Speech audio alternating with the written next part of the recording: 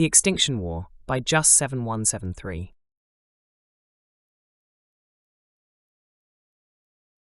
The clouds weren't dark, yet lightning flashed. Red and purple and green. The superships above were battling, and us on the ground, we stood in our carapace armor, in ranks that were 10 men deep.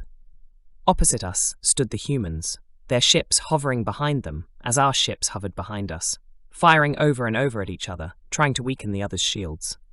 It had come to this then, the war of extermination. The end of one race's existence. I had my Cybertron blade in hand and my shield belt activated.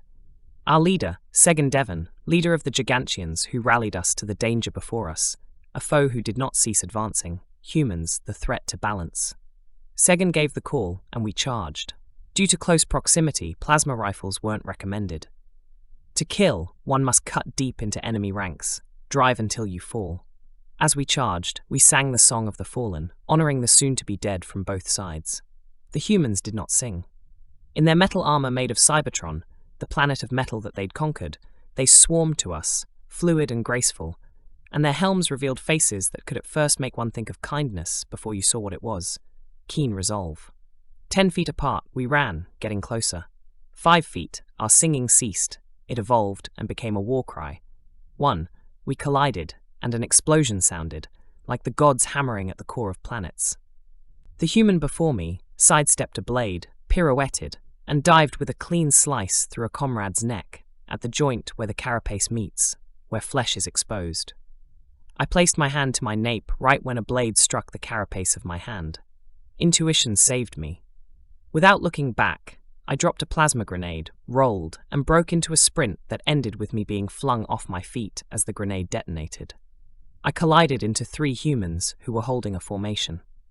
The first fell to my blade, a clean thrust through the neck, but before I could fully rise to handle the other 2, a plasma shot hit my back. The carapace cracked, but did not break. The force pushed me into the ground. A second plasma shot drove me deeper. A plasma grenade exploded 15 feet away. The ground exploded.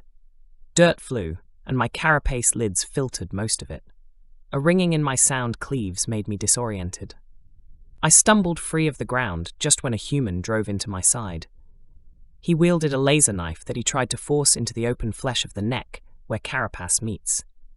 I elbowed him with the sharp tip of my carapace, a lucky shot, for it punctured the helm shield and gouged the human's eye. He screamed, and I got off the ground to finish him when an explosion sounded from above, halting my motion. Our main ship, the Mother, fell before our eyes. Its defenses had fallen to the bombardment of the human ships. It crashed to the ground, and its atomic thruster overcharged, giving off a clear blue light that turned green, then orange, then red. It detonated, and a wave of heat with a shockwave that leveled trees flung us off our feet. I was thrown several clicks away from where I was standing. Rocks flew from the ground and high into the sky. The mothership's gravity field collapsed upon itself. And the rocks, and anything with a mass beyond 1 ton, was lifted and dropped in waves that destroyed the battlefield.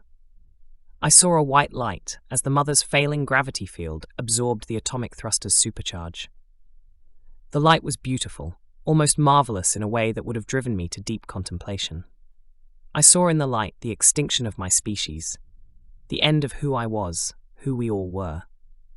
Then I was falling into the light, the atomic-charged gravity field pulling us in, imploding, then exploding, then darkness. I woke up in a ditch, my right arm crushed by part of a thruster engine. Heavy and large, it lay on my crushed arm, pinning me in place. I tried to move, but the crushed carapace tore into flesh with the tiniest of motions, and the pain was immense, like blades digging into my arm. All around, the wails of the injured and dying sounded. I turned my eyes to the sky and saw what I dreaded the most. With the collapse of our mothership, the humans had dominance over the sky. The war had been won. Only their ships ruled the sky, their atomic barrels charged and facing the battlefield. They were going to exterminate us, lay waste to my kind, and... "This one is alive," a human woman said from somewhere I couldn't turn to face. They'd come to finish me off, to lay waste to my name by spilling my lifeblood. "You're pinned really badly, big fella." She came into view. She didn't wear any armor, just a white silk cloth with a red cross fashioned on the left breast. She carried a box with her. I'd heard of those things, infinity space boxes that can store numerous things in a fixed space. She approached me, and I started to twist. The pain from my crushed arm had me screaming. "Relax," she said, coming to sit beside me. "I'm here to help. I'm not going to hurt you." Those words, I ceased in my thrashing. If it wasn't harm she'd come to offer me in my dire predicament, then what was it she needed? Information? Was I to be tortured? I wondered whether this was what humans did. At the end of a battle, they scavenge for knowledge among the dead. It struck me as sacrilegious.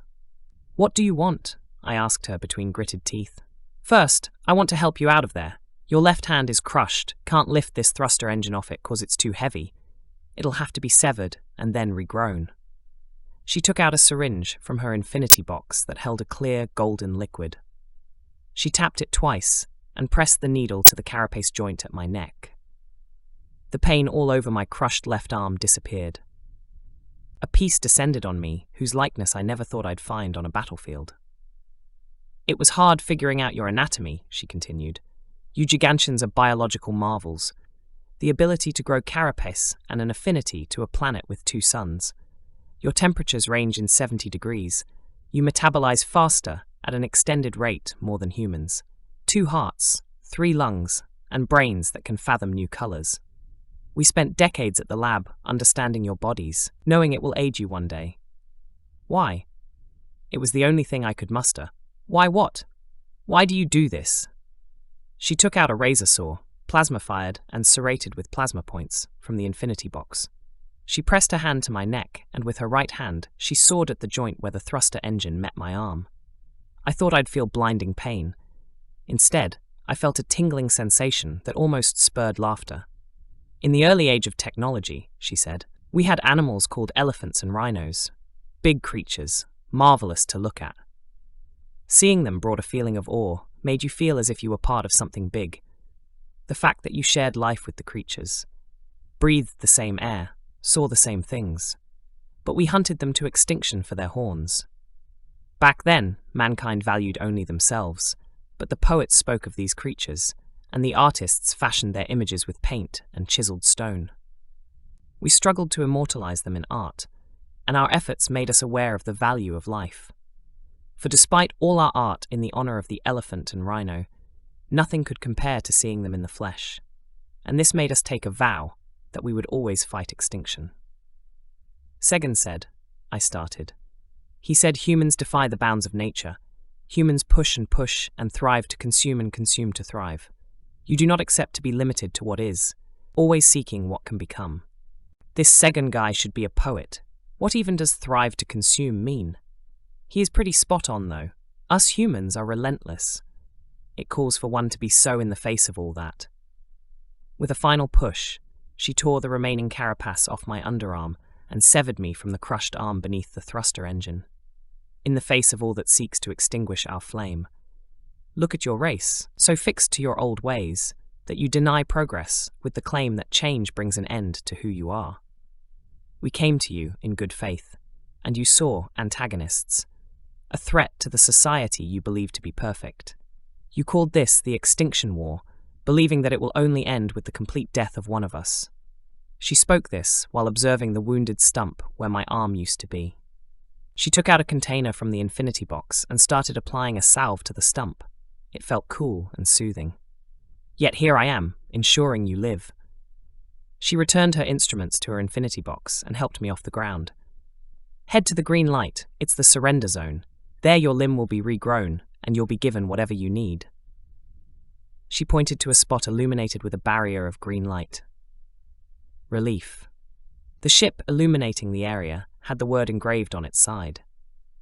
Around me, my comrades, limping and shuffling forward with catered-to wounds, made for the green light, a look of serenity and hope etching their faces. They were on the battlefield all around, in their white silk with the red cross on the breast, tending to the wounded, Jigantians and humans alike. We made our way to the green light, to relief. The end. Like and subscribe for more content.